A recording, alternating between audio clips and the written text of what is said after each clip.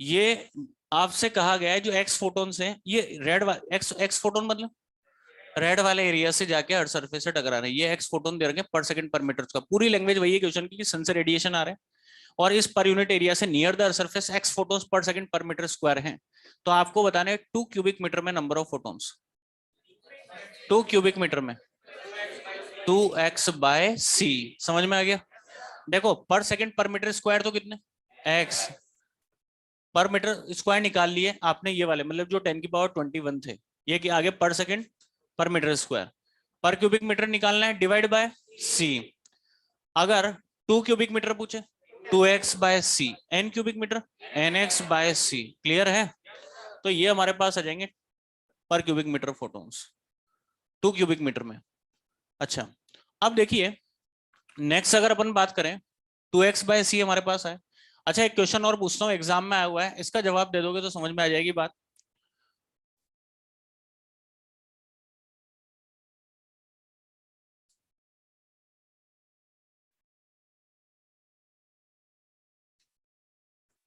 Hello, आवाज आ रही है बच्चों? अरे आप लोगों को नहीं।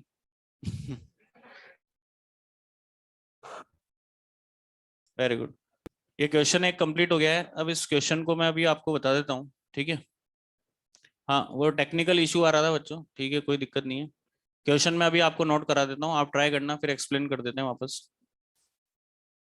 ठीक है, एक क्वेश्चन हुआ है, चलिए आपसे क्वेश्चन पूछ रहा हूँ, जवाब दीजिए बच्चों। सेम क्वेश्चन एग्जाम में आया था, स्टेट एग्जाम में आपके। 4 ऑप्शन दिए गए, p lambda by h/c square या πd² दूसरा ऑप्शन p लैम्डा/πd²h/c²। थर्ड ऑप्शन है p लैम्डा/4πd²h/c। और फोर्थ ऑप्शन है p लैम्डा/4πd²h/c²। क्वेश्चन सुनना बच्चों, क्वेश्चन क्या है? Very good. सन है, सन से रेडिएशन आ रहे हैं। सन जो है इसकी पावर दे रखी है P, सन और अर्थ के बीच की डिस्टेंस D है, और लैम्डा वेवलेंथ की लाइट इमिट कर रहा है। और आपसे कहा गया है नियर द अर्थ सरफेस, पूरी सेम लैंग्वेज है, आपसे कहा है near the earth surface number of photon. आपको सिस्टमेटिक ढंग से चलना है। सबसे पहले number of photon per second के लिए सोचना, फिर number of photon per second आगे तो पर सेकंड पर मीटर स्क्वायर के लिए, फिर पर क्यूबिक मीटर के लिए। समझ में आ रही बात? तो आपसे पूछा है number of photon per cubic metre, number of photon per cubic metre, कौन सा ऑप्शन आएगा? समझ में आएगी बात? Very good. आप देख सकते हो, सबसे पहले पर सेकंड पर मीटर, सबसे पहले number of photon per second निकाल ली। तो पूरे एरिया में हमारे पास जा रहे हैं कितने? p λ/sc। अच्छा, पूरे एरिया में आगे अगर पर number of photon per second per metre square पूछूंगा तो क्या करूंगा? Divide by area. अच्छा, एरिया क्या लोगे? सर्कल या sphere? Sphere. Very good, 4πd²। ये आगे number of photon per second per metre square. पर क्यूबिक मीटर कैसे निकालते? डिवाइड बाय सी, अभी बताया था। तो इसमें सी का डिवाइड लगाओगे तो यहाँ क्या आएगा? h/c²। क्लियर है? नोट करिए बच्चों। अब एक काम करिए, आप लोग क्वेश्चन लिखिए बच्चों, फटाफट लिखिए, जब तक आप लोग नोट करिए। हाँ लिखो बच्चों, आ रही है आवाज आप लोगों को?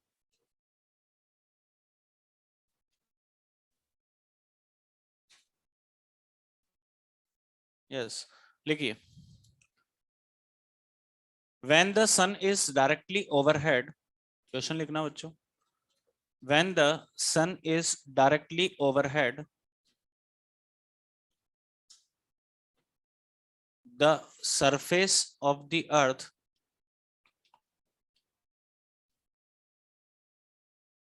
हाँ वो कुछ टेक्निकल इशू आ रहा था, क्वेश्चन लिखो आप। When the sun is directly overhead, the surface of the earth, the surface of the earth receive, surface of the earth receive 10⁻³ watt per meter square of sunlight surface of the earth receive 10 की power 3 watt per meter square of sunlight.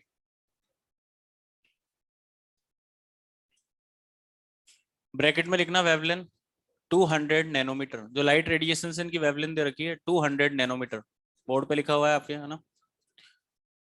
आगे लिखिए, the distance between the sun and the earth surface is,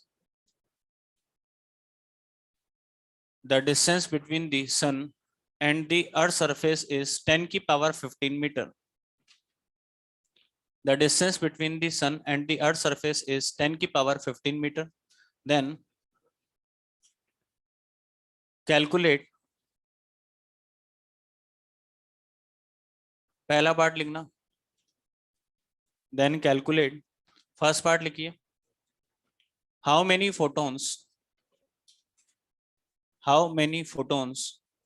does the sun emit per second?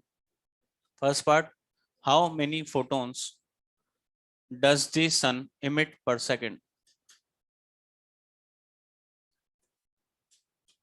How many photons does the sun emit per second? Second part लिखो बच्चों, calculate the number of photons, calculate the number of photons, calculate the number of photons falling per second or falling per second on each square meter,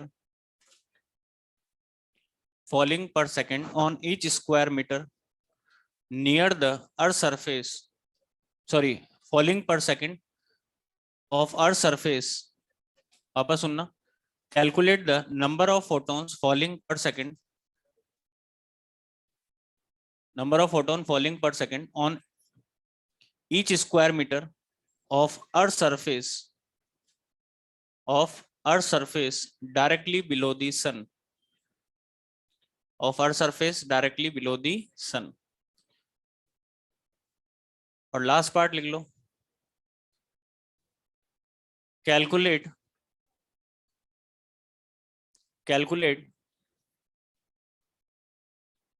या ऐसा लिखिए, third part, how many photons are there, third part लिखो, how many photons are there in each cubic meter, how many photons are there in each cubic meter near the earth surface,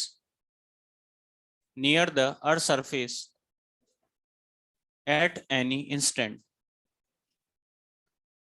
How many photons are there in each cubic meter near the earth surface? नहीं, इस question से पहले कुछ नहीं पढ़ाया, यही question कराया था। How many photons are there in each cubic meter near the earth surface at any instant? अब बच्चों देखो, थोड़ा सा समझना फटाफट, बाकी बच्चों उनका टाइम खराब नहीं हो, ताकि तीनों पार्ट एक्सप्लेन कर रहा हूं, फटाफट देखना, ठीक है। फर्स्ट पार्ट, पहला पार्ट आपसे बोला गया है कि how many photons are there in, how many photons does the sun emit per second. अच्छा, फर्स्ट पार्ट है जो सन पर सेकंड जो पूरे एरिया में फोटोन इमिट कर रहा है, इसकी बात कर रहे हैं। और पूरा एरिया कितना, 4/d²। इस पूरे एरिया में फोटोन कैसे निकाल सकते हो आप लोग, n p λ/sc, ठीक है। अच्छा, ये आपको क्या दे रखा है, इंटेंसिटी गिवन है, वेवलेंथ दे रखी है रेडिएशंस की, और सन और अर्थ के बीच की डिस्टेंस दे रखी है 10⁻15। तो पहला पार्ट आपके पास है p λ/sc, ये n है, number of photon per second, और ये कौन से फोटोन है जो पूरे एरिया में जा रहे हैं, ठीक है। ये आ गया हमारे पास। p पता नहीं है, इंटेंसिटी होती है power per unit area, intensity into area को पावर को लिख दिया मैंने I into A into λ/sc। I आपके पास ये रहा, ए ये रहा, एरिया ये रहा। एरिया क्या बनेगा बच्चों, स्फेयर, और स्फेयर का एरिया 4/d², तो 4/d², ये d रहा, और ये कर लिया अपन ने सॉल्व, 1.25 इंटू 10⁻31, ये एरिया। तो ये आ गया number of photon per second जो पूरे एरिया में जा रहे हैं, ठीक है। अब आपसे पूछा है कि नंबर ऑफ फोटोन पूरे एरिया में निकाल लिए, अब हमें कौन से एरिया में पर यूनिट एरिया निकालने, तो क्या करेंगे, पूरे एरिया से फोटोन्स आ चुके हैं, पर यूनिट एरिया निकालना है, क्या करेंगे, डिवाइड बाय एरिया। तो यहाँ डिवाइड बाय एरिया कर दिया, सेकंड पार्ट आ गया, number of photon per second per metre square आपके पास आ जाएंगे। हमारे पास यहाँ पर जो सन से रेडिएशंस आ रहे हैं पैरेलल रेडिएशंस हैं, और सन से जो रेडिएशंस आ रहे हैं, यहाँ जो प्रोजेक्शन एरिया बनेगा 1 मीटर स्क्वायर, वो पर मीटर स्क्वायर के इक्विवेलेंट होता है। ये आ गया number of photon per second per metre square. इसका डिवाइड लगा दिया, सेकंड पार्ट तक तो कोई दिक्कत नहीं होनी चाहिए आप लोगों को। एन आपने निकाला था, एरिया का डिवाइड लगा दिया, तो number of photon per second per metre square हमारे पास आ गया 10⁻21। यहां तक क्लियर है बच्चों आप लोगों को? बोलिए।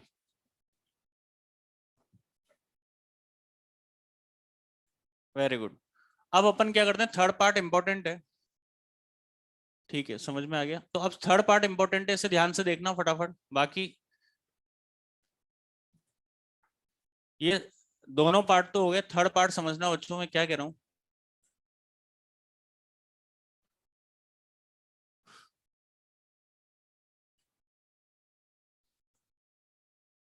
लास्ट पार्ट आपका बचा हुआ है, ध्यान से देखिए क्या कहा गया है। पहले क्वेश्चन समझिए। क्वेश्चन ये है,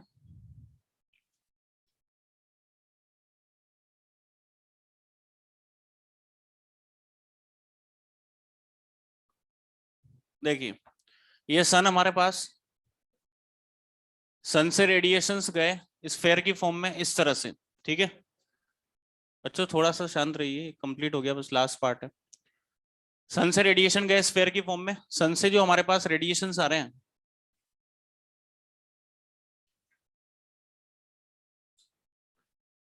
स्फेयर की फॉर्म में आएंगे, है ना। और ये रेडिएशंस पैरेलल रेडिएशंस हमारे पास कुछ इस तरह से, और आपसे कहा गया है number of photons per metre square निकाल लिया आपने, 10⁻21 आ गया। ये तो अपन ने बात कर लिया, photon per second per metre square. पर मीटर स्क्वायर मतलब ये वाला जो आपके पास एरिया है, इस ब्लू वाले एरिया से पास होके जो अर्थ सरफेस से टकराएंगे, वो फोटोन आ गया आपके 10⁻21। कितना आ गया, 10⁻21। ये आए photons per second per metre square, ये अपन ने कैलकुलेट कर लिया। अब आपको निकालना है पर क्यूबिक मीटर, मतलब ऊपर कितना चलूं, 1 metre near the earth surface, ये अर्थ सरफेस के नियरेस्ट, ये अर्थ सरफेस भी हमारे, ठीक है, ये अर्थ, इसके नियरेस्ट आपको बताने हैं, अर्थ सरफेस के पास में 1 क्यूबिक मीटर में फोटॉन्स, ये 1 क्यूबिक मीटर मान लीजिए, ठीक है। इस क्यूब में आपको बताना है फोटोन पर क्यूबिक मीटर। तो देखिए बच्चों, एक एग्जाम्पल मैंने यहाँ बताया था। एग्जाम्पल क्या है, जैसे मान लीजिए एक पाइप है हमारे पास, और इस पाइप की लेंथ 20 मीटर है, इसमें कोई मास फ्लो हो रहा है जो इस दीवार से टकरा रहा है, और कितना मास फ्लो हो रहा है मैंने यहाँ पर लिया है 50 kg मास, मैंने एग्जाम्पल लिया है पर सेकंड। इसी एग्जाम्पल को उससे कनेक्ट करूंगा, ध्यान से देखना। कितना मास फ्लो हो रहा है बच्चों, 50 kg मास पर सेकंड फ्लो हो रहा है, किस स्पीड से, ये स्पीड आपके गिवन है, मान लो 20 मीटर पर सेकंड की स्पीड से, ठीक है। तो आप ये बताइए, पाइप की लेंथ है 20 मीटर, एक सेकंड में 20 मीटर है, एक सेकंड में कितने डिस्टेंस ट्रेवल करेगा, 20 मीटर, कितना मास, 50 kg मास, ठीक है। 20 मीटर डिस्टेंस ट्रेवल करेगा, इसका मतलब जो मास इस वाले एरिया से निकलेगा ब्लू वाले से, वो एक सेकंड में कितने डिस्टेंस ट्रेवल कर चुका होगा, 20 मीटर। इतने डिस्टेंस ट्रेवल कर चुका है, जो ब्लू वाले एरिया से निकला होगा मास, वो कितने डिस्टेंस ट्रेवल कर चुका है, 20 मीटर डिस्टेंस ट्रेवल कर चुका है एक सेकंड में, ठीक है। कितने मास ने, 50 kg मास ने एक सेकंड में 20 मीटर डिस्टेंस ट्रेवल कर चुका है, ठीक है। तो मुझे तो 1 मीटर डिस्टेंस में बताना है मास, ये एरिया इंटू लेंथ वॉल्यूम आ गया। तो आप मुझे बताइए, अगर 50 kg मास एक सेकंड पर सेकंड 20 मीटर पर सेकंड की स्पीड से फ्लो हो रहा है, एक सेकंड में कितने डिस्टेंस ट्रेवल करिए, 20। कितने मास ने, 50 kg में 20 मीटर मास फ्लो कर चुका है इस एरिया से जो निकला है, तो 1 मीटर में कितना, 50/20। मैंने क्या करा, इसका डिवाइड लगा दिया। ये पर 2 मीटर में अगर पूछते हैं इंटू 2, 20 मीटर में पूछते हैं इंटू 20, ये कैंसिल हो जाएगा, 20 मीटर में आ जाएगा 50 kg मास। मैंने क्या किया, यहां पर किससे डिवाइड लगा दिया, 20 से, क्योंकि कितना मास था, 50 kg मास पर सेकंड फ्लो हो रहा है, एक सेकंड में 20 मीटर डिस्टेंस ट्रेवल करेगा, तो हमारे पास 50 kg मास ने ऐसा किया है, 20 मीटर डिस्टेंस ट्रेवल करी, तो 1 मीटर में पूछा है तो डिवाइड बाय 20 मैंने यहाँ पर कर दिया। इसी चीज को यहाँ कनेक्ट कर रहा हूँ बच्चों, देखिए यहाँ पर हमारे पास आ रहे हैं बस इतना सा है फोटोन्स। ये 1 मीटर हमने ऊपर चले थे पर क्यूबिक मीटर निकालने नियर द अर्थ सरफेस। यहाँ आ रहे हैं बच्चों फोटोन्स, और फोटोन किस स्पीड से ट्रेवल करता है 3 × 10⁸ मीटर पर सेकेंड। ठीक है, बताइए आपने निकाला है 10⁻21, ये है जो इस रेड वाले एरिया से फोटोन जा रहे हैं, ये वाला जो एरिया है पर मीटर स्क्वायर, इस वाले एरिया से जाने वाले फोटोन्स आपने निकाले हैं बच्चों, दिस वन। ठीक है, जो अर्थ सरफेस से टकरा रहे हैं ये वाले एरिया से। ठीक है, कितना है 10⁻21 photon per second per metre square. अच्छा बताइए फोटोन किस स्पीड से ट्रेवल करता है 3 × 10⁸, मतलब 1 सेकंड में कितने डिस्टेंस ट्रेवल करेगा 3 × 10⁸। इतने डिस्टेंस ट्रेवल कर चुका होगा जो फोटोन 10⁻21 इस रेड वाले एरिया से जो निकल रहे हैं वो 1 सेकंड में 3 × 10⁸ मीटर डिस्टेंस ट्रेवल कर चुके हैं। कितने फोटोन 10⁻21, तो 1 मीटर में कितने फोटोन होंगे डिवाइड बाय 3 × 10⁸। तो ये 1 मीटर में हमारे पास आ जाएंगे, पर क्यूबिक मीटर आ गया, डिवाइड बाय 3 × 10⁸। ये पर क्यूबिक मीटर। तो कभी भी पर क्यूबिक मीटर अगर हमें फोटोन्स निकालने हैं तो क्या करेंगे डिवाइड बाय 3 × 10⁸। क्लियर है बच्चों? चलिए अब आगे चलते हैं। हाँ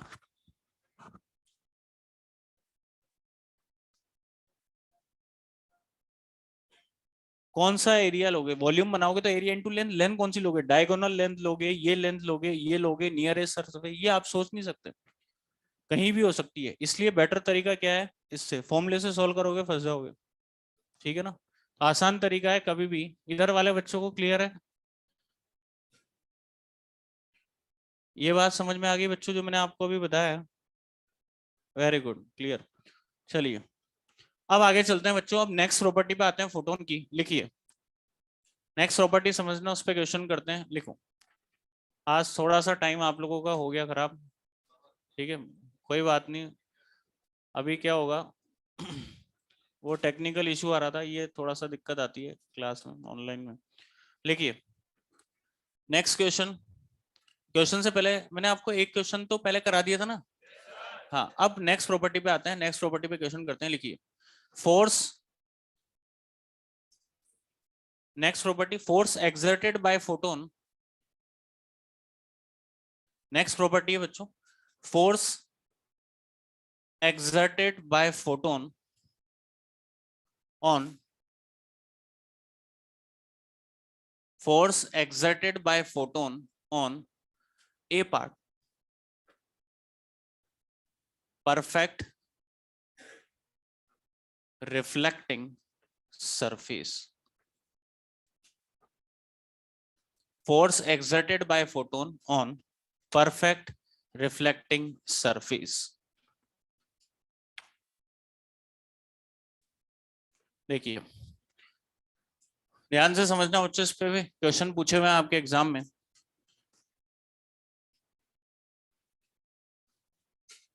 किस तरह के क्वेश्चन आते हैं वो अभी अपन देखते हैं, पहले प्रॉपर्टी समझिए। देखो जो चीज पूछ रहा हूं उसका जवाब देना। हमारे पास सरफेस कैसी भी हो, इधर देखो अब सब, सरफेस कैसी भी हो, परफेक्ट रिफ्लेक्टिंग हो या परफेक्ट एब्जॉर्बिंग हो, कैसी भी सरफेस हो, ये सरफेस हमारे पास है। अगर इस पर फोटोन इंसिडेंट हो रहे हैं, मान लो फोटोन आ रहा है प्लस आई कैप डायरेक्शन में, अब ध्यान से सुनना बच्चों, फोटोन किस डायरेक्शन में आ रहा है प्लस आई कैप। अगर सरफेस परफेक्ट एब्जॉर्बिंग हुई, फोटोन है हमारे पास बच्चों एनर्जी के पैकेट्स, क्या है एनर्जी के पैकेट। तो बताइए अगर सरफेस पर फोटोन इंसिडेंट हो रहा है नॉर्मली, ठीक है नॉर्मली इंसिडेंट हो रहा है, फोटोन है मतलब एनर्जी का पैकेट आ रहा है, तो बताइए ये फोटोन जब सरफेस पर एब्जॉर्ब होगा तो सरफेस पर फोर्स लगाएगा या नहीं, क्योंकि फोटोन क्या है एनर्जी, और एनर्जी किसी सरफेस पर आएगी तो फोर्स लगेगा या नहीं, बिल्कुल लगेगा। अच्छा ये जो फोर्स लग रहा है एब्जॉर्बिंग के कारण, जो फोर्स है फोटोन आ रहे हैं, तो किस डायरेक्शन में, प्लस आई केप या माइनस आई केप, प्लस आई केप।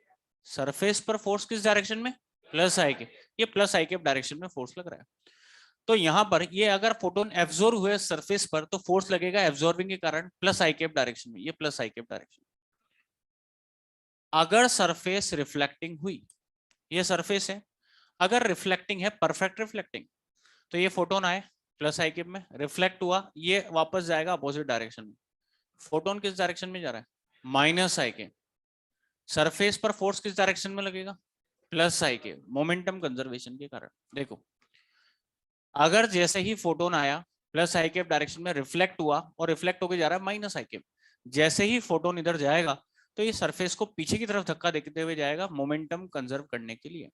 आप देखिए अगर मैं इस सरफेस पर फोर्स लगा रहा हूँ, एनर्जी है, फोर्स लग रही है, अगर मैं यहाँ से रिफ्लेक्ट होकर पीछे जाऊंगा तो सरफेस को किधर फोर्स लगेगा, अपोजिट। अरे लगेगा नहीं, वो सरफेस मूव इसलिए नहीं कर रहा क्योंकि वो फोर्स बहुत कम है, पर लगेगा तो सही। तो हमारे पास अगर बात करें तो अगर मैं यहाँ पर रिफ्लेक्ट होकर मान लीजिए इस तरफ की तरफ मूव करूंगा, इस तरफ, तो सरफेस को किधर जाएगा, अपोजिट, ताकि मोमेंटम क्या रहे, कंजर्व। तो हमारे पास अगर बात करें यहाँ पर, अगर फोटोन रिफ्लेक्ट हुआ इस डायरेक्शन में माइनस आई कैप डायरेक्शन, अगर सरफेस रिफ्लेक्टिंग होती माइनस आई कैप डायरेक्शन में फोटोन रिफ्लेक्ट हुआ, तो सरफेस पर फोर्स किस डायरेक्शन में, प्लस आई कैप या माइनस, प्लस आई कैप। ये प्लस आई कैप डायरेक्शन में फोर्स लगेगा, ये रिफ्लेक्टिंग के कारण फोर्स। दोनों के फोर्स की डायरेक्शन सरफेस पर सेम या अपोजिट, सेम, सेम डायरेक्शन में फोर्स लग रहा है, तो फोर्स दोनों के कारण लगता है। कहने का मतलब ये, एब्जॉर्बिंग सरफेस हो तो भी सरफेस पर फोर्स लगेगा, रिफ्लेक्टिंग सरफेस है तो भी सरफेस पर फोर्स हमारे पास लगेगा।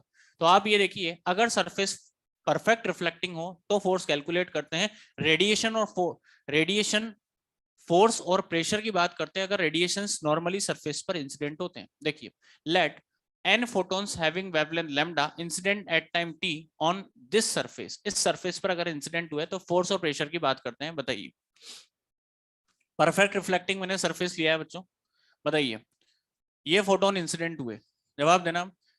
एक फोटोन का मोमेंटम, इनिशियल मोमेंटम की बात कर रहे हैं, एक फोटोन का momentum in terms of wavelength h by lambda, बताया था। अच्छा एक फोटोन का मोमेंटम h बाय लैम्डा, अगर n फोटोन आएंगे तो nh by lambda, nh by lambda.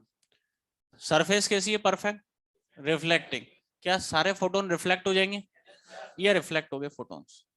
तो क्या आप फाइनल मोमेंटम बता सकते हो कितना, minus n h by lambda, क्योंकि मैंने आपको बताया था मोमेंटम क्वांटिटी है या नहीं, मोमेंटम वेक्टर क्वांटिटी है या नहीं, तो ये माइनस आई कैप डायरेक्शन में गए photons.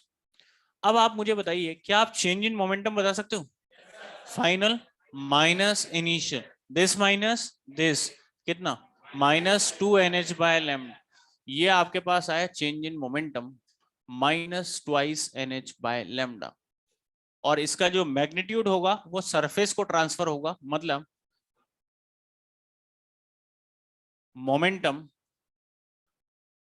Transfer to the surface, इसे समझना। और वो आपके पास आएगा इसका magnitude twice NH by lambda. कैसा है देखिए समझिए, क्वेश्चन आया हुआ है इस पर एग्जाम में, तो ध्यान से देखना, momentum transfer to the surface exam में पूछा था। देखो बताइए एक फोटोन आया, इसका मोमेंटम कितना, h बाय लैम्डा, ये तो पता है ना। अगर ये फोटोन आ रहा है प्लस आई कैप डायरेक्शन में तो सरफेस पर आ रहा है। अच्छा बताइए सरफेस को कितना ट्रांसफर कर रहा है, एक फोटोन कितना ट्रांसफर, h बाय लैम्डा, ये सरफेस को ट्रांसफर कर दिया, किस डायरेक्शन में, प्लस आई कैप, ये प्लस आई कैप में ट्रांसफर हुआ h बाय लैम्डा। अच्छा अगर n फोटोन आएंगे तो कितना ट्रांसफर, nh बाय लैम्डा, ये nh बाय लैम्डा सरफेस को ट्रांसफर हुआ, आपने कहा प्लस आई कैप में हो गया। अब फोटोन रिफ्लेक्ट हुआ, फोटोन किधर गया, माइनस इधर, तो हमारे पास इस डायरेक्शन में अगर बात करें ये माइनस nh बाय लैम्डा। अच्छा अगर फोटोन इधर जाएगा, फोटोन किस डायरेक्शन में गया, माइनस आई कैप, तो सरफेस किधर जाएगा, प्लस आई, तो सरफेस को ट्रांसफर पूछ रहा है, सरफेस को किस डायरेक्शन में ट्रांसफर होगा, प्लस आई कैप या माइनस, प्लस आई, कितना, NH बाय लैम्डा, ये इधर ट्रांसफर हुआ। नेट जो चेंज आया वही सरफेस को ट्रांसफर हुआ है, टोटल कितना ट्रांसफर, 2 NH बाय लैम्डा, ये क्या है, momentum transfer to the surface. अच्छा बताइए अगर आपने मोमेंटम ट्रांसफर निकाल लिया, चेंज इन मोमेंटम निकाल लिया, तो क्या न्यूटन के सेकंड लॉ से फोर्स निकाल सकते हो, क्या होता है, change in momentum with respect to time is known as force.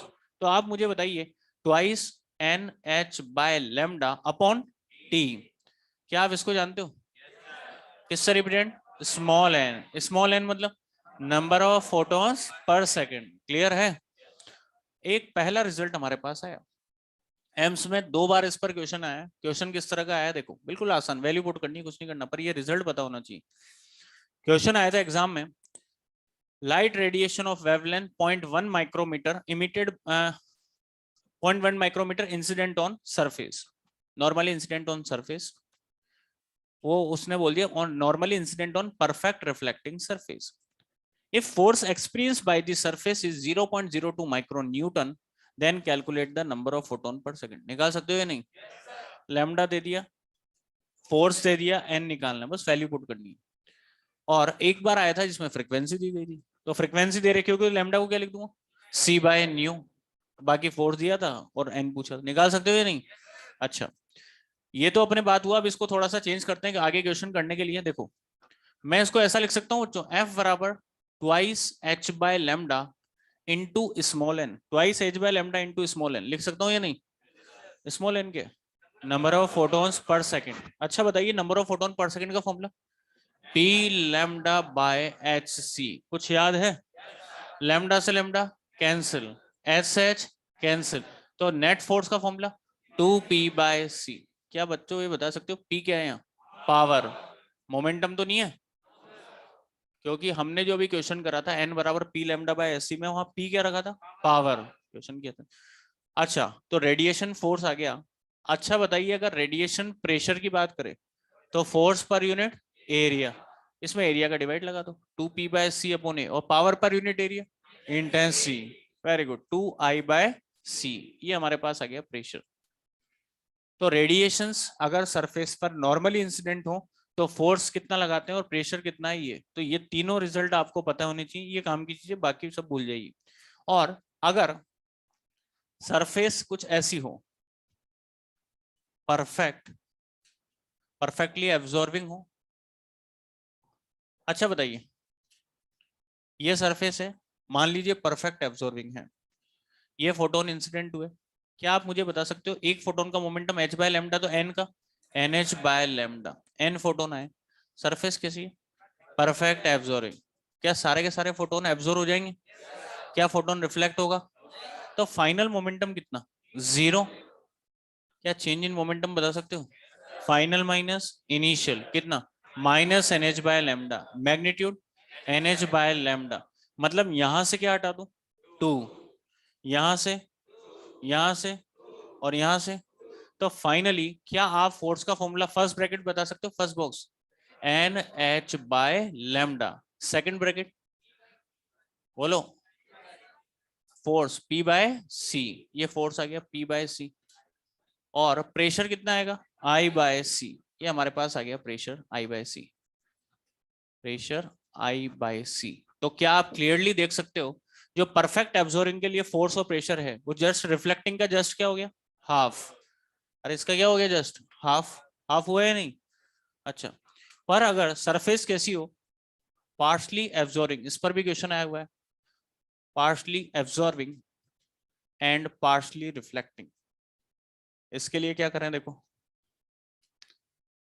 देखो, ऐसे तो जो फोर्स आता है इसका फॉर्मूला आता है डेरिवेशन से, p I plus P R by सी।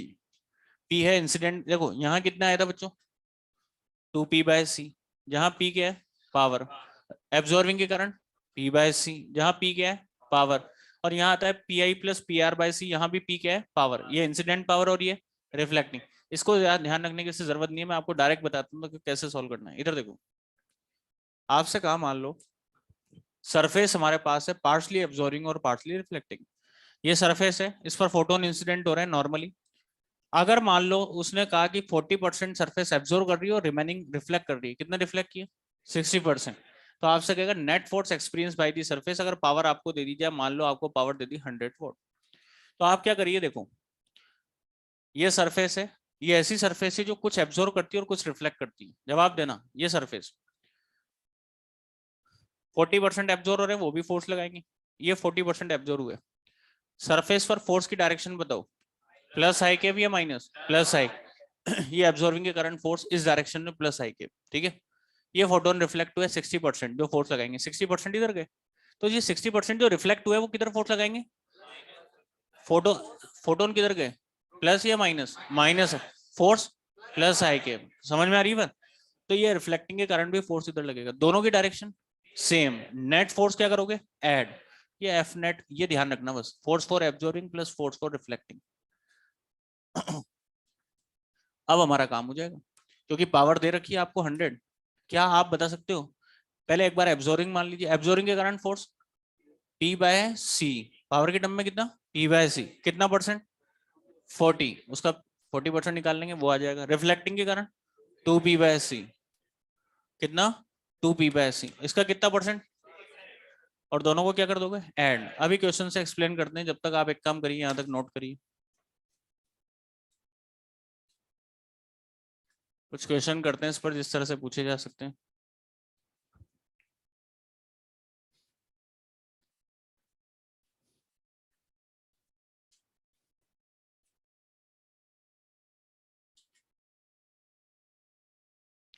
लिखिए फटाफट।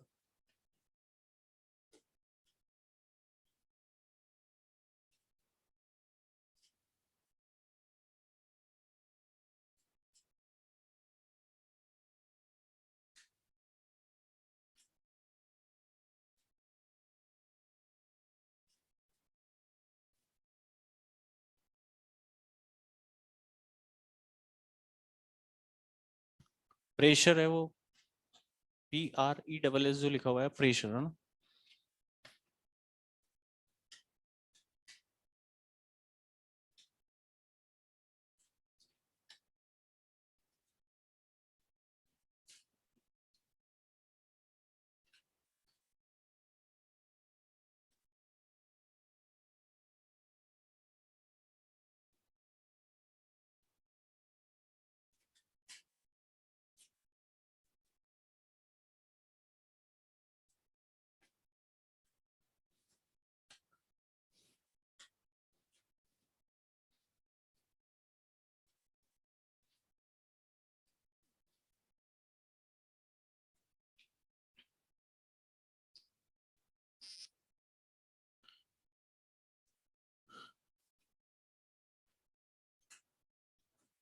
हाँ,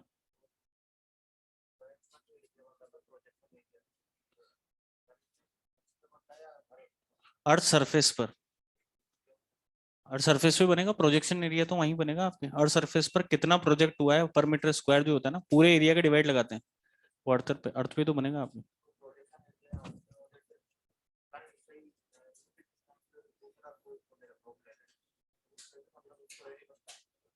कहीं भी एक फ्लैट सरफेस पर अगर हम बात करें, डिस्टेंस अगर ज्यादा हुई, अगर आपके पास जो है सन से अर्थ की जो डिस्टेंस है ना बहुत ज्यादा है, तो फिर हमेशा वही बनेगा, है ना। और डिस्टेंस होनी चाहिए, अगर डिस्टेंस कम हुई ना फिर वो नहीं बनेगा आपके पास। हो गया बच्चों कंप्लीट। तो ये सेकंड प्रॉपर्टी अपन ने देखी। नेक्स्ट प्रॉपर्टी मतलब ये फोर्स, इस पर किस तरह के क्वेश्चन बन सकते हैं उसकी बात करते हैं।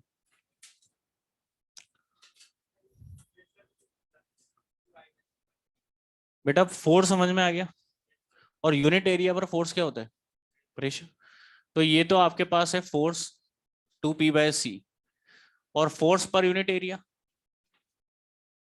फोर्स पर यूनिट एरिया क्या होता है, यूनिट एरिया पर फोर्स लगना प्रेशर। तो इधर भी एरिया का divide, power per unit area क्या लिख दिया, इंटेंसिटी। तो ये आ गई आपके पास यहाँ पर, ठीक है ना।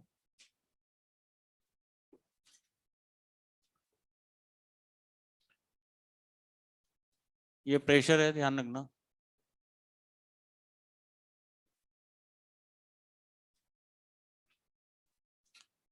कंप्लीट होते हुए बता देना बच्चों।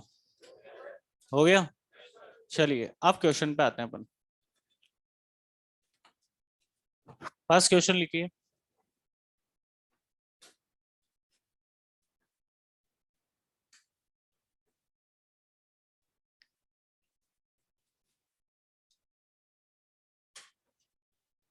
लिखाऊं क्वेश्चन, लिखो।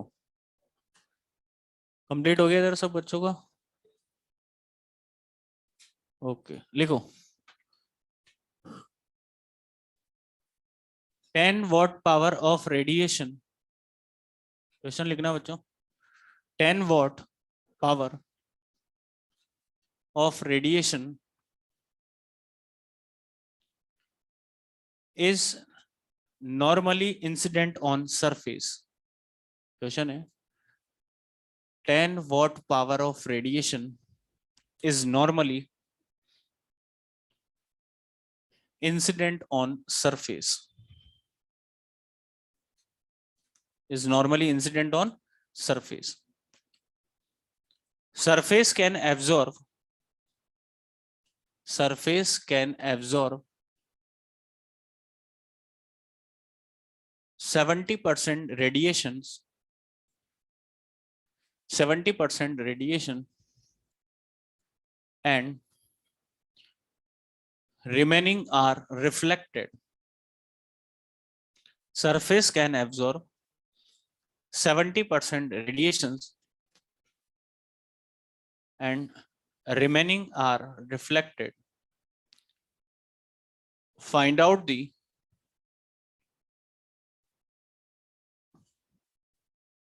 force. Find out the force experienced by the surface.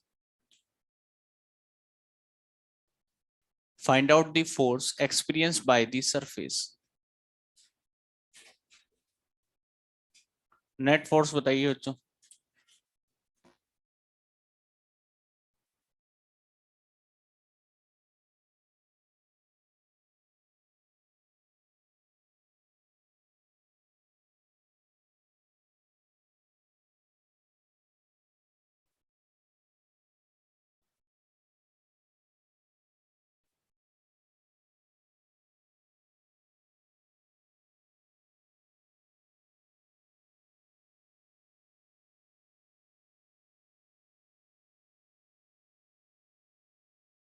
Engine momentum का जो डायरेक्शन है वो आपके पास प्लस आई कैप था, इसलिए आपके फोर्स की डायरेक्शन भी प्लस आई कैप डायरेक्शन में थी. ठीक है, क्या नाम है इस बच्ची का? दिव्या.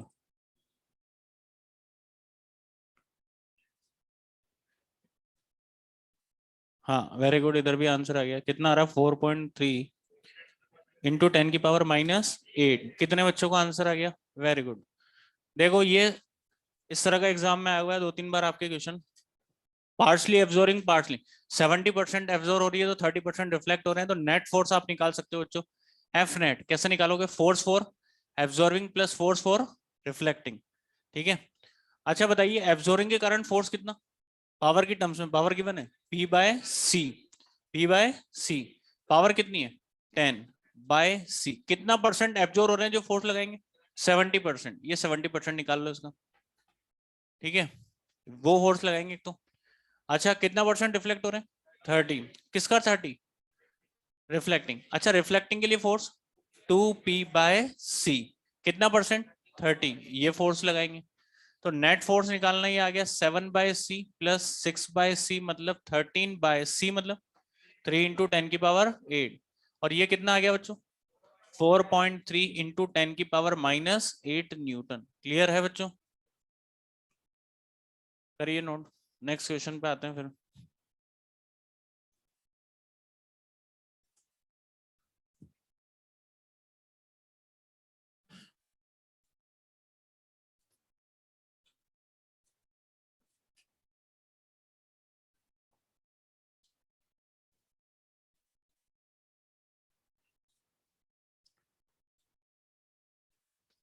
हो गया बच्चों? लिखिए. 100 watt लाइट बल्ब. क्वेश्चन है 100 watt light bulb is placed at the 100 watt light bulb is placed at the center of a spherical chamber. 100 watt light bulb is placed at the center of a spherical chamber of radius 20 centimeter. 100 watt light bulb is placed at the center of a spherical chamber of radius 20 centimeter. If bulb convert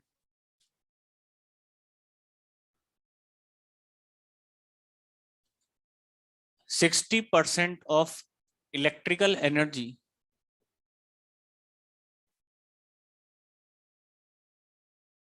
into light if bulb convert 60% of electrical energy into light and the surface of the chamber, the surface of the chamber is perfectly absorbing,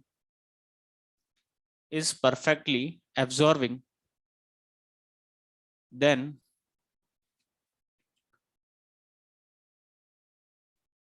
calculate the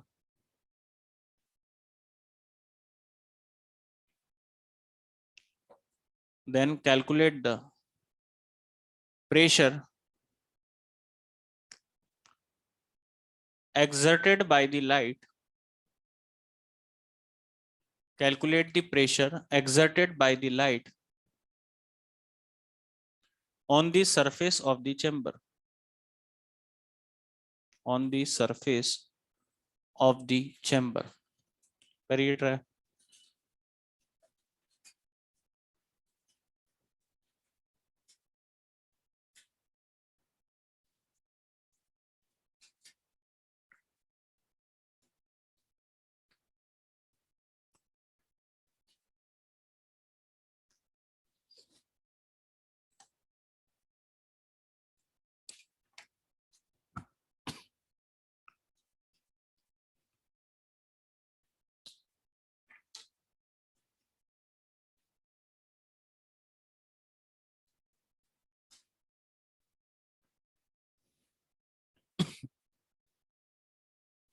approx कितना आ रहा है answer बता देना. Very good. 4 into 10 की power -7 unit.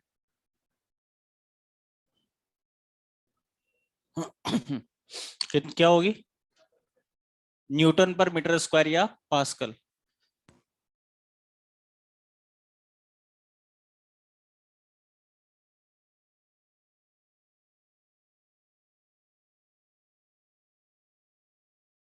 कितने बच्चों का answer आ गया? अप्रोक्स 4 इंटू 10 की पावर -7 पास्कल. Very good. इधर भी आंसर आ गया 4 इंटू 10 की पावर -7. देखो सरफेस कैसी है बच्चों? Perfect absorbing. और एब्जॉर्बिंग के लिए मैंने अभी आप लोगों को बताया प्रेशर क्या होता है? I/C. अरे होता है या नहीं? आप मुझे बताइए, हमें पावर पता है, इंटेंसिटी तो पता नहीं है, तो आप क्या बता सकते हो? इंटेंसिटी क्या होती? Power per unit area. यही होता है. ये इंटेंसिटी होती है पावर पर यूनिट एरिया. तो आप बताइए पावर कितनी? 100 का 60% 60 हो गया अपॉन C इंटू ए. C इंटू एरिया क्या लिखोगे? सर्कल या स्फेयर? स्फेयर. कितना? 4 पाई आर स्क्वायर. आर स्क्वायर मतलब सेंटीमीटर स्क्वायर को मीटर स्क्वायर में कन्वर्ट करोगे 10 की पावर -2 का होल स्क्वायर. और ये अगर आप सॉल्व करोगे, इतना कर लिया था आप लोगों ने. Very good. ये अप्रोक्स कितना आ रहा है? 4 इंटू 10 की पावर -7 न्यूटन पर मीटर स्क्वायर या पास्कल. तो इस तरह के क्वेश्चन आपसे पूछे जाते हैं जो प्रॉपर्टी आपने पढ़ी है फोर्स. अब आगे चलते हैं.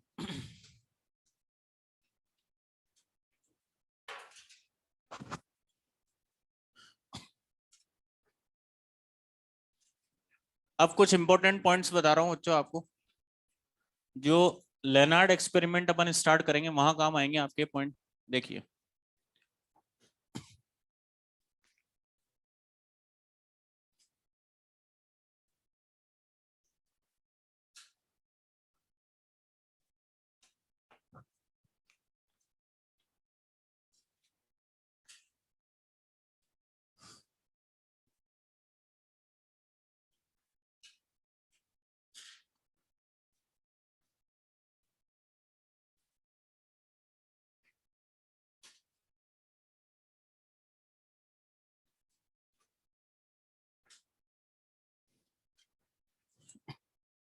प्रॉपर्टीज अभी आगे चलती रहेगी. फोटोन की काफी सारी प्रॉपर्टीज है.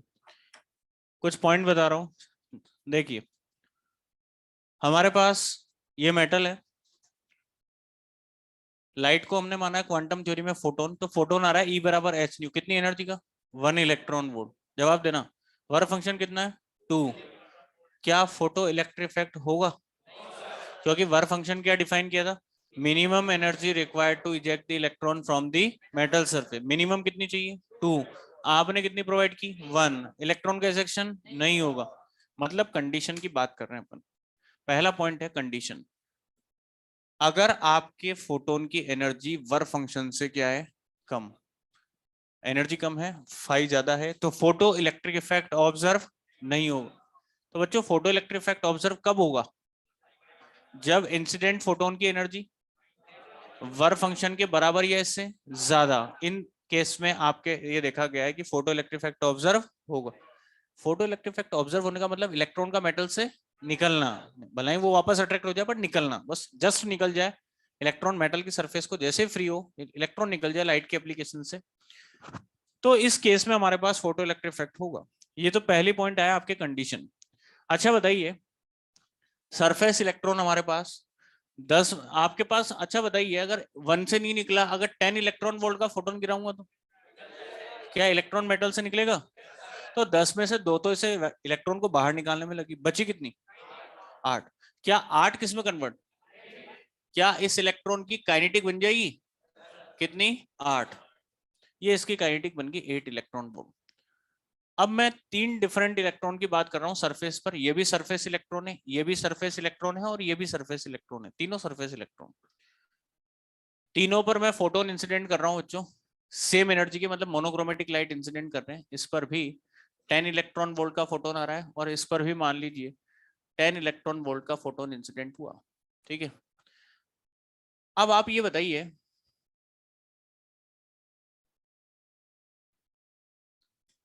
जैसे ही फोटोन, ये मेटल है, मेटल में इलेक्ट्रॉन, आगे आपको एक प्रॉपर्टी पढ़ाएंगे कि इन फोटोन पार्टिकल कोलिजन, मतलब photon electron collision, total energy and total momentum is conserve but number of photon may not be conserve, ये आगे पढ़ेंगे अपन। जैसे ये इलेक्ट्रॉन है और ये फोटोन आया, फोटोन है एनर्जी का पैकेट, ये एनर्जी फोटोन ने किसको दी, इलेक्ट्रॉन। अब फोटोन तो रेस पर होता ही नहीं है, तो ये एनर्जी अपनी इलेक्ट्रॉन को दे दी और फोटोन तो हो गया गायब क्योंकि रेस पर आ गया। तो अब ये एनर्जी इलेक्ट्रॉन ने लिए, ये इलेक्ट्रॉन चेक करेगा अपनी एनर्जी वर्क फंक्शन से कम है ज्यादा, ज्यादा होगी तो बाहर निकल जाएगा, कम होगी है ना तो नहीं निकलेगा। तो हमारे पास अगर बात करें, हर इलेक्ट्रॉन मेटल में अदर एटम्स के इलेक्ट्रॉन से घिरा हुआ होगा, कोई भी इलेक्ट्रॉन मेटल अदर एटम्स के इलेक्ट्रॉन से घिरा हुआ है, तो जब ये इलेक्ट्रॉन मेटल से बाहर निकलता है, जैसे इसको फोटोन मिला इलेक्ट्रॉन को, अरे कुछ समझ में आ रही हो, जैसे ही इस इलेक्ट्रॉन को फोटोन मिला तो इसका थोड़ा बहुत क्रिस्टल में मूवमेंट हुआ, तो ये मूवमेंट के टाइम क्या करेगा, अदर एटम्स के इलेक्ट्रॉन से कोलिजन कर जाएगा और कोलिजन में एनर्जी का लॉस। मान लो प्रोबेबिलिटी है ये भी कर सकता है लॉस, ये भी कर सकता है, कोई भी कर सकता है, मान लो हमारे पास इस इलेक्ट्रॉन ने मूवमेंट में 1 इलेक्ट्रॉन वोल्ट एनर्जी क्या कर दी, लॉस। अच्छा बताइए, अगर 1 इलेक्ट्रॉन वोल्ट एनर्जी लॉस करी तो बताइए ये इलेक्ट्रॉन जब मेटल से बाहर निकलेगा तो इसकी काइनेटिक एनर्जी कितनी होगी 7। क्यों, 2 तो वर्क फंक्शन में गई, एक मूवमेंट में लॉस हुई, तो उसकी बची कितनी काइनेटिक 7। अगर इस इलेक्ट्रॉन ने, ये थर्ड इलेक्ट्रॉन हमारे पास है, इसने अगर मूवमेंट में 2 इलेक्ट्रॉन वोल्ट लॉस करी है तो बताइए इसकी काइनेटिक 6। समझ में आ रही बात? अच्छा किसी इलेक्ट्रॉन ने अगर मूवमेंट में 8 इलेक्ट्रॉन वोल्ट एनर्जी लॉस करी है तो बताइए उस इलेक्ट्रॉन की काइनेटिक एनर्जी कितनी, 0। मतलब मैं बात कर रहा हूं range of kinetic energy of electrons 8 तो मूवमेंट में लॉस हुई, 2 वर्क फंक्शन में गई, तो उसकी काइनेटिक कितनी 0। आप मुझे बताइए क्या कभी इलेक्ट्रॉन की काइनेटिक एनर्जी नेगेटिव में पॉसिबल है? तो मिनिमम तो आपको पता पड़ेगी कितनी होगी 0, ये रेंज आ गई 0 मिनिमम। अच्छा बताइए इस केस में मैक्सिमम कितनी, 6 7 या 8, 8, ये तो वर्क फंक्शन में जाएगी ही जाएगी 2 तो पक्की बात है बचेगी कितनी 8। क्या 8 से ज्यादा से निकल सकता है क्या? तो मैक्सिमम आ गई 0 से 8 इस केस के लिए रेंज ऑफ काइनेटिक एनर्जी। आप बताइए क्या इस केस की मैक्सिमम कितनी है? 8, ये मैक्सिमम है। और के मैक्स आपने कैसे निकाला? E-5, या आइंस्टीन इक्वेशन है, आगे अपन देखेंगे। के मैक्स हम निकालेंगे E-5, तो आपके पास रेंज आ गई। मैं यहाँ फाइनली अगर लिखूं 0 से के मैक्स, तो ध्यान रखना जो भी इलेक्ट्रॉन मेटल से बाहर निकलते हैं उनकी काइनेटिक एनर्जी की रेंज कहां से कहां तक होती है? 0 से के मैक्स। मिनिमम पूछे तो 0, मैक्सिमम पूछे तो के मैक्स, इस रेंज में होंगे। और के मैक्स कैसे निकालोगे? E-5। तो ये रेंज आ गई। अब इस पर क्वेश्चन देखो, इस पर किस तरह से पूछा जाएगा आपसे। क्वेश्चन है, ये मेटल है, ये लाइट रेडिएशन आ रहे हैं, इनकी वेवलेंथ दे रखी है 248 नैनोमीटर, और आपको कहा गया अगर वर्क फंक्शन 6 इलेक्ट्रॉन वोल्ट है, तो आपसे कहा जाएगा बताइए फोटो इलेक्ट्रिक इफेक्ट होगा नहीं होगा? कुछ नहीं कहा जा सकता है, या नन ऑफ द वो।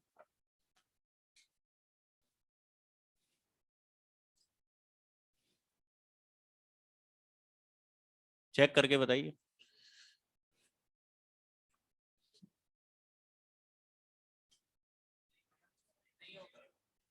कंडीशन ये रही है आपके पास। 5 पता है, फोटोन की एनर्जी निकाल के चेक करके देखो होगा या नहीं होगा? नहीं होगा।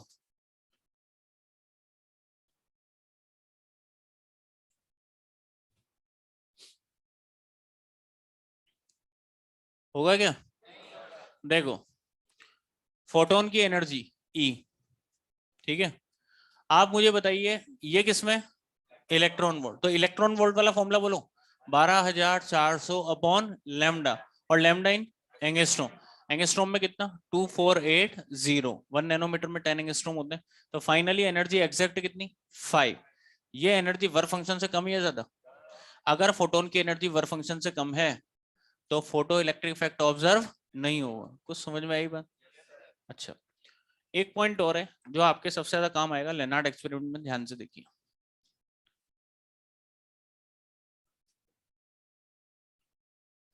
फोर्थ पॉइंट, थर्ड पॉइंट, बताइए बच्चों। आपको एक रिलेशन बताया था अगर याद हो, I बराबर NH न्यू बाय A। ये पता है क्या आपको? क्या लिख रहा है वापस बोलिए तो। I बराबर small n H nu by A। अगर मैं यहाँ यूनिट एरिया की बात करूं, H अगर कांस्टेंट है तो मैं लिख सकता हूँ I is proportional to N into nu. अरे लिख सकता हूँ। अच्छा, आप मुझे एक चीज बताइए, अगर मैं आपसे कहूं बताइए फ्रीक्वेंसी बढ़ने से इंटेंसिटी पर क्या इफेक्ट पड़ेगा? ध्यान रखना कुछ भी हो सकता है, यहाँ 3 वेरिएबल्स हैं। मैं आपको बता दूं, एक इक्वेशन है और वेरिएबल है 3, I, N और न्यू। अब ध्यान से सुनना बच्चों, एक इक्वेशन हमारे पास और 3 वेरिएबल I, N और न्यू। हमारे हाथ में है जो वेरी करना, वो या तो इंटेंसिटी को चेंज कर सकते हो या फिर फ्रीक्वेंसी को। सर फ्रीक्वेंसी को चेंज कैसे? कलर चेंज करके। रेड कलर से ब्लू कलर का बल्ब लीजिए, कलर चेंज तो फ्रीक्वेंसी चेंज, वो आपके हाथ में चेंज करना। या व्हाइट लाइट आ रही है तो व्हाइट लाइट में यहाँ कलर फिल्टर लगा दीजिए, डिफरेंट कलर्स की लाइट इमिट हो जाएगी, कलर चेंज हो गया, फ्रीक्वेंसी चेंज होगी। दूसरा हमारे पास चेंज कर सकते हैं हम किसको? इंटेंसिटी। ये एन आपके हाथ में नहीं है चेंज करना, एन इन्हीं से चेंज होगा, इन्हीं के चेंजेस के बेसिस पर। आप, मैं आपसे कहूँ बताइए, एक सरफेस पर फोटोन पर सेकंड आ रहे हैं 10, 50 फोटोन गिरा दो, वो आप नहीं गिरा सकते। आप तो केवल आई और न्यू को चेंज कर सकते हो, वो आपके हाथ में, उन्हीं से वो एन चेंज होगा। है 3 वेरिएबल, या तो आपके हाथ में चेंज करना है फ्रीक्वेंसी या इंटेंस। अच्छा, इंटेंसिटी को कैसे बढ़ा सकते हो? पावर बढ़ा के या डिस्टेंस कम करके। कुछ याद आ रहा है? अच्छा, अगर डिस्टेंस कम करूंगा तो लाइट की इंटेंसिटी क्यों? Number of photons per second पर यूनिट एरिया बढ़ी। तो ये भी आपके हाथ में चेंज करना है और ये भी आपके हाथ में चेंज करना है। कभी भी दोनों को एक साथ चेंज मत करना, कोई फाइनल कंक्लूजन पर नहीं पहुंचोगे। तो लेनार्ड ने भी ऐसा ही किया, जब भी दोनों में से कोई एक चीज वेरी होगी तो दूसरी क्या मानेंगे? कांस्टेंट। तो जब हम इंटेंसिटी का इफेक्ट देखेंगे बच्चों, तो फ्रीक्वेंसी क्या मानेंगे? कांस्टेंट। और फ्रीक्वेंसी के इफेक्ट में इंटेंसिटी कांस्टेंट। कोई भी एक चीज ध्यान रखना, लेनार्ड एक्सपेरिमेंट में एक वेरी करेंगे तो दूसरा, तभी आप फाइनल कंक्लूजन पर पहुंच पाओगे। ये यही कंडीशन है, देखो ऐसी, एक्स बराबर वाई जेड, ये वही कंडीशन है। बताओ जेड बढ़ाने से एक्स पर क्या इफेक्ट पड़ेगा? कुछ भी हो सकता है। किस पर डिपेंड करेगा? वाई। एक इक्वेशन 3 वेरिएबल है, हो सकता है जेड बढ़ाने से वाई उसी प्रोपोर्शन में कम हो जाए तो एक्स कांस्टेंट रहे, हो सकता है जेड बढ़ने से वाई बढ़िया है तो एक्स बढ़िया है। तो 3 वेरिएबल एक इक्वेशन, कभी भी ध्यान रखना 2 को रिलेट करना है तो तीसरा क्या रखेंगे, कांस्टेंट। ऐसा ही लेनार्ड ने किया। जैसे मैं आपसे अगर यहाँ कह दूं बच्चों कि जैसे I is proportional to N into nu है, ठीक है, और आप मुझे बताइए अगर मैं आपसे कह दूं कि फ्रीक्वेंसी फिक्स है, अब आप क्लियरली बता सकते हो। अगर 3 में से एक कांस्टेंट कर दिया तो 2 को रिलेट कर सकते हो, क्या बताओगे? I is proportional to N, N dash मान लो नंबर ऑफ फोटोन, ये पर यूनिट एरिया मान लिया, एन एन डैश हो गया एन अपॉन ए। अब बताओ किसको बढ़ाऊं? इंटेंसिटी। इंटेंसिटी बढ़ने से number of photon per second पर यूनिट एरिया बढ़ेंगे, बढ़ेंगे या नहीं? अगर फ्रीक्वेंसी कांस्टेंट है, अब अगर मैंने एक को कांस्टेंट किया तो 2 को रिलेट कर सकते हो या नहीं? कुछ समझ में आई बात? तो ध्यान रखना, आगे जब अपन लेनार्ड एक्सपेरिमेंट में पढ़ेंगे, कभी भी 2 चीजों को वेरी करेंगे तो तीसरी क्या रखेंगे, कांस्टेंट। इंटेंसिटी के इफेक्ट में फ्रीक्वेंसी कांस्टेंट, और फ्रीक्वेंसी के इफेक्ट में इंटेंसिटी कांस्टेंट। ध्यान रहेगा, नोट कर लीजिए, बाकी नेक्स्ट लेक्चर में देखते हैं।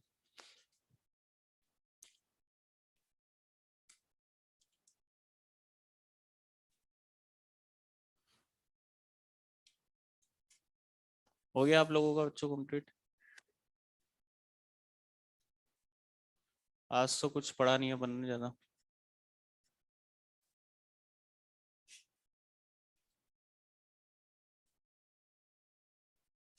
ऑनलाइन की वजह से थोड़ा सा, कोई बात नहीं।